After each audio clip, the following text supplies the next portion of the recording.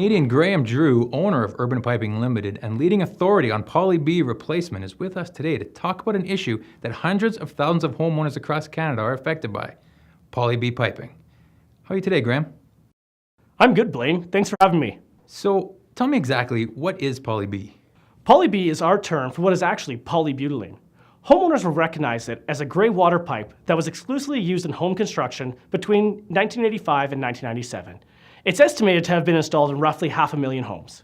So, why are people having issues with Poly B piping? Well, over time, we found that the molecular composition of the piping breaks down due to factors such as the UV, pressure, and chlorine in the municipal water supplies. This causes the piping to deteriorate and over time will result in a leak. So, what you're saying is that all these homes that have polybutylene piping are at risk of having water damage? Absolutely. Well, that doesn't sound good. Does the piping suddenly go, or are there telltale signs that a homeowner should be looking for? That's usually the first question we always get asked. We typically find that the damage starts with a pinhole leak in about 70% of the homes, most often in the hot water supply. That being said, I've also seen my fair share of full-on water blowouts resulting in major flooding in homes. So Graham, can you give me an idea of how many people are affected every year by leaks caused by failing Poly B? That's a really hard number to get to exactly, Blaine.